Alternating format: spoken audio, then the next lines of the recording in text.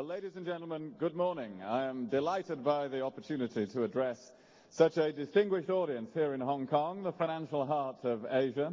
I've been a frequent visitor here in the past, as I have been to the Chinese mainland, but it is a pleasure to return now as the Foreign Secretary of Britain's coalition government. Hong Kong's economy is obviously on a roll. It continues to be a highly attractive place to do business.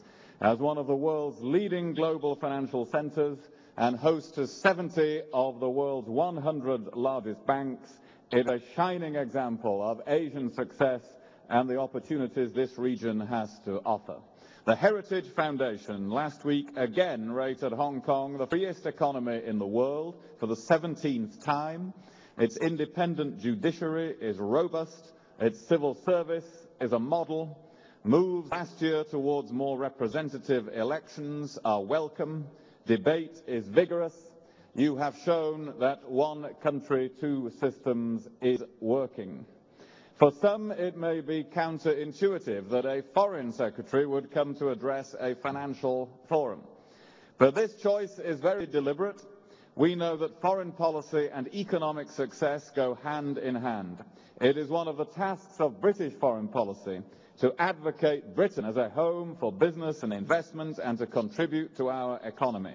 This comes on top of all our necessary work to reduce conflict, alleviate poverty, and avert threats to the flows of trade and people on which all our economies depend. It is essential for British citizens at a time of economic difficulty that we strain every sinew, that we make every effort in foreign policy to support their jobs and livelihoods as well as to maintain their security.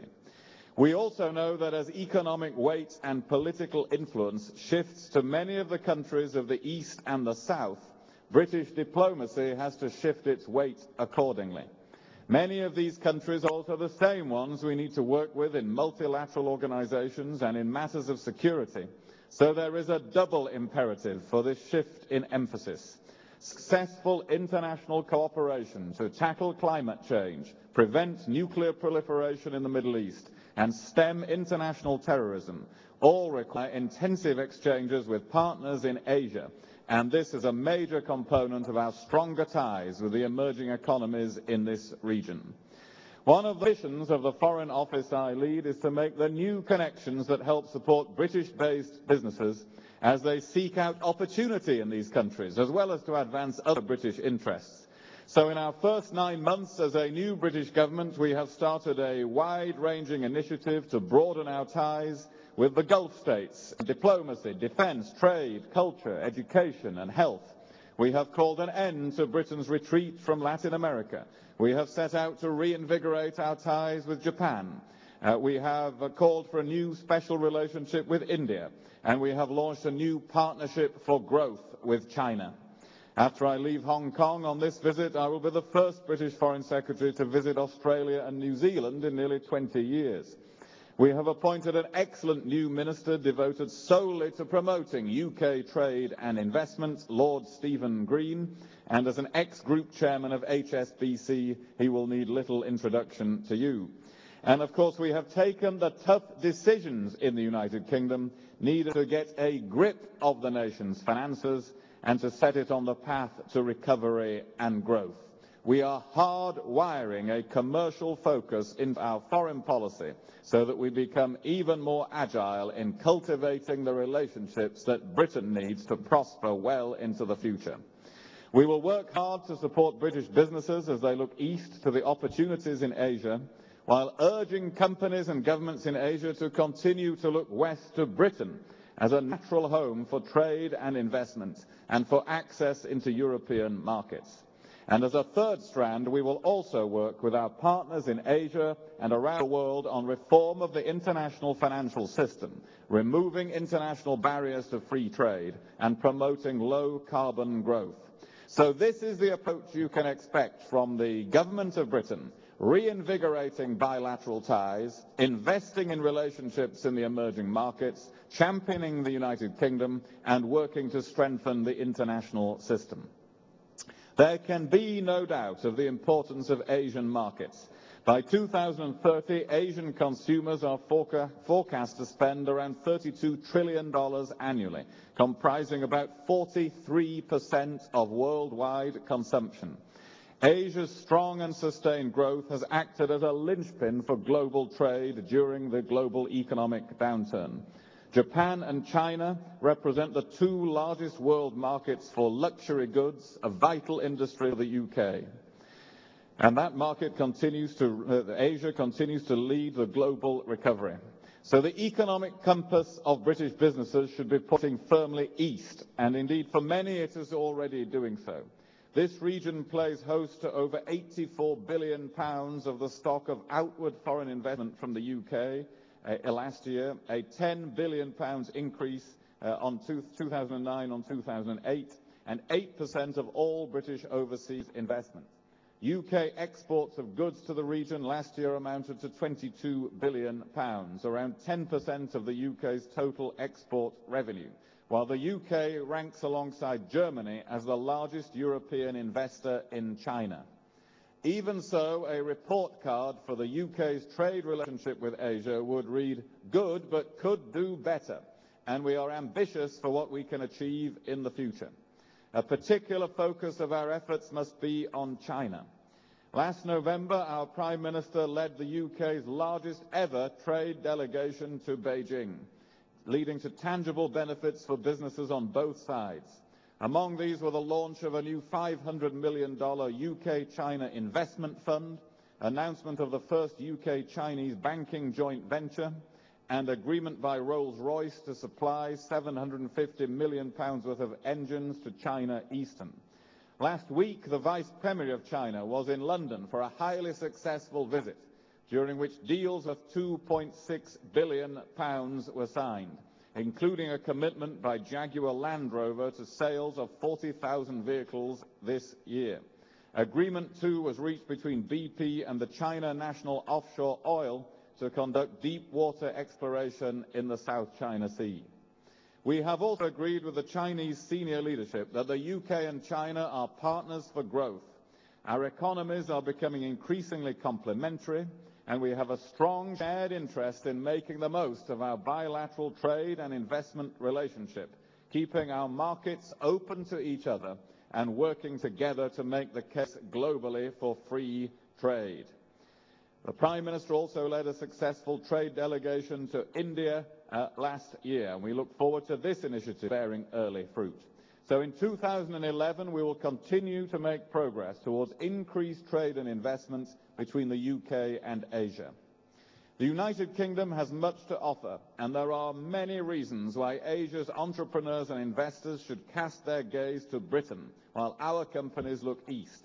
Our unrivaled concentration of capital and capabilities in London and our other financial centres means that more overseas financial institutions and investors choose to do business in and with the UK than any other country. We are one of the world's most open economies, a launch pad into Europe, and the home of the world's #1 international financial centre. We are also home to the world's biggest insurance market and one of the 2 largest centres in the world for fund management and international legal services. The World Bank, the OECD, and the Economist Intelligence Unit have all found the UK to be the easiest place to do business in Europe, with the strongest business environment on the continent and the lowest barriers to entrepreneurship in the world. As a result, more than 1/3 of a million new companies are registered in the UK every year. By 2014, we aim to establish the lowest corporate tax rates in the G7, making the UK even more attractive as a destination for business. London is soon to be home to the biggest dedicated court in the world. Scheduled for opening close to the Royal Courts of Justice, the new business court will provide a dedicated centre for international business legal cases. We know we have strong bonds and cooperation with other legal jurisdictions in Asia, and we look forward to working with you as this facility opens. Like Hong Kong, the UK has a well-founded reputation for nurturing its skills base, and we are already the location of choice for companies' European headquarters. London is home to offices, branches or headquarters of almost every major international bank and financial institution in the world. Our regional city centres are also an integral part of our package, and we continue to draw in huge foreign direct investments. We enjoy an enviable position as one of the largest recipients of Chinese investment in Europe. The complexity of the world's modern economic and financial systems has led to record levels of interdependence between economies. Global trade volumes have grown to 5 times their 1980 level. In that same period, the global stock of foreign direct investment has grown almost tenfold, and global banking assets have risen from around 20% of global GDP to around 60%. London is the hub of that system, with more cross-border lending originating there than in any other city. In order to reap the benefits of our networked financial world, afforded by the instant communication ease of transfer of goods, currency and services, we must continue to work together to ensure we adequately regulate the international financial system, open up markets and develop low-carbon growth. The UK is leading the way in financial regulation, both at home and abroad, but financial reform can only be fully effective if it is global. Asia is an increasing heavyweight in financial discussions and must play an integral role if reform is to be achieved. Regulation is not about stifling international commerce, but making sure the global financial system works for all and supports the growth of trade and industry. We wish to remove barriers to trade, and we are lobbying international partners to conclude the Doha round this year, which would boost the global economy by $170 billion a year. And just as our economic fortunes are tied together by international financial systems, so too they are linked by the direct and indirect consequences of climate change. While individual weather events can rarely be linked with certainty to climate change models tell us that extreme weather events are likely to become more common as the world warms.